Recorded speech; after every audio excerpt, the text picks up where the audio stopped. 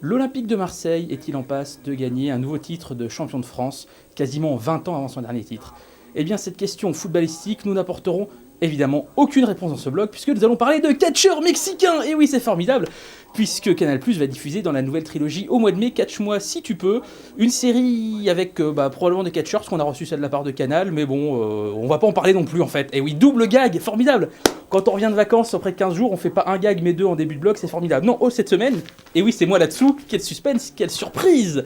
Nous allons parler de Tales of Frankenstein, une coproduction britannico-américaine, si vous me permettez l'expression, qui date de 1958, dont vous pouvez voir quelques extraits en noir et blanc dans ce magnifique écran, qui par contre lui est toujours le même, malgré les vacances. Alors Tales of Frankenstein, c'est en fait très très intéressant, parce que c'est juste un pilote, il n'y a jamais eu la série derrière, mais surtout, c'est la première tentative de la Hammer de faire une série télé.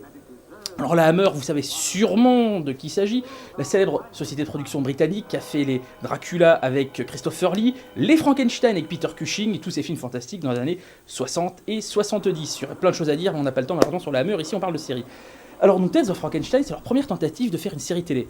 On est en 58, ils viennent de faire justement le Frankenstein avec Peter Cushing dans le rôle du professeur Frankenstein et Christopher Lee dans le rôle de la créature. Ça a été un succès phénoménal, et donc les Américains leur demandent d'essayer de créer une série télé. Donc ils coproduisent ça avec la Columbia à l'époque.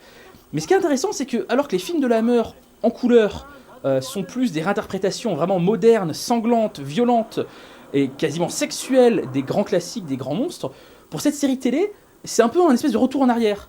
Retour au noir et blanc, retour à une violence quasiment aseptisée, et puis retour aux anciennes créatures de la Universal. Comme vous le savez, dans les années 30 et 40, c'est Universal aux États-Unis qui a fait tous les grands films de monstres, le Frankenstein avec Boris Karloff, le Dracula avec Bela Lugosi.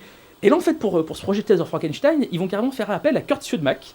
Kurt Siodmak, c'est carrément l'un des scénaristes principaux de la Universal dans les films de monstres. C'est lui notamment qui avait écrit le scénario du loup-garou du Wolfman avec Lon Chaney Jr. Donc Kurt Siodmak est embauché pour Tales of Frankenstein pour non seulement écrire le scénario de ce pilote, mais également le réaliser. Et c'est pour ça qu'on a une réalisation qui est très très proche du Frankenstein de James Whale. Des éclairages impressionnistes, expressionnistes, pardon, comme les Allemands dans les années 20, Murnau et compagnie, je ne vais pas vous faire une leçon de cinéma non plus. Une créature de Frankenstein avec la tête plate, exactement comme Boris Karloff dans le maquillage de Jack Pierce dans les années 30. Donc c'est vraiment beaucoup plus du Universal que du Hammer finalement. C'est quand même intéressant comme pilote parce que, surtout les potentiels qu'il y avait dedans, il y a déjà quasiment 5 synopsis qui ont été écrits pour la suite, même s'ils n'ont jamais été réalisés. Ça devait être une coproduction donc, entre la Grande-Bretagne et les États-Unis. En fait, la moitié des épisodes devaient être tournés aux États-Unis, comme ce pilote, et l'autre moitié en Grande-Bretagne. Et en fait, si la série ne s'est pas faite, c'est surtout parce que la Hammer, avec l'un de ses patrons, Carreras, trouvait que c'était trop cher de tourner aux États-Unis. Il voulait absolument tout tourner en Grande-Bretagne. Et c'est là-dessus qu'ils ne sont pas entendus que les Américains. Alors vous allez me dire, Frankenstein, bon, ça a déjà été adapté de multitudes de fois par la suite, en mini-série ou en téléfilm à la télé, même une version moderne avec Vincent Pérez, j'en ai même parlé dans une interview, quasiment il le renie à part le fait de retourner à Nouvelle-Orléans, enfin bon, je vous en parlerai un autre jour. Mais alors quel est l'intérêt de cette série télé ? L'intérêt c'est quasiment souvent comme les Frankenstein de la Hammer, c'est que le focus est sur le personnage de Frankenstein lui-même, pas sur la créature. En fait, on aurait suivi dans chaque épisode une expérience différente. Alors, dans le pilote, on repart un peu sur la chose classique de partir sur quelqu'un de mort qu'on ressuscite, mais dans les épisodes suivants, ça aurait été des expériences beaucoup plus originales, un peu comme justement les films avec Peter Cushing.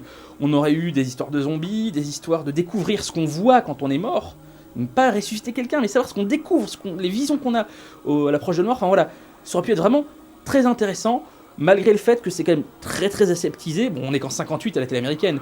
L'acteur principal, ça va, il est plutôt un peu jeune par rapport à du Peter Cushing, mais il s'en sort plutôt bien. Donc c'est un truc intéressant à découvrir si vous êtes fan de films d'horreur, de la Hammer, de tous ces films d'épouvante. Et en plus, c'est génial, c'est disponible en DVD, bon, uniquement aux États-Unis en zone 1. Il y a 2 éditions différentes, celle-ci c'en est l'une des deux. Malheureusement, pas de sous-titres, bon, c'est dommage, mais vraiment, si vous aimez tous ces genres de films de monstres, c'est vraiment quelque chose à découvrir. Et puis, on me fait signe qu'il n'y a plus beaucoup de temps, mais j'ai juste envie de vous dire quelque chose. J'ai reçu un mail, on m'a demandé, Monsieur Nijita, oui, parce qu'on m'appelle Monsieur Nijita, est-ce que vous allez bientôt parler de Land of the Giants ? Est-ce que vous connaissez cette série ? J'ai envie de dire, non seulement je la connais, mais on en a déjà parlé ici à 8 articles. Regardez ça, je sais pas si vous en souvenez, c'était dans Épisodique, magazine sur les séries télé. On avait montré les photos de ce magnifique coffret collector de Land of the Giants. La main qui est là, c'est la main d'Alain Carazé, vous vous rendez compte ? Donc oui, on en parlera sûrement un jour, mais on en a déjà parlé. Donc on va parler de plein d'autres trucs, il y a plein d'autres trucs à vous faire découvrir avant. Donc déjà parlons de ça, ce sera déjà pas mal. Et puis bon, pour l'OM, on croise les doigts. À la prochaine !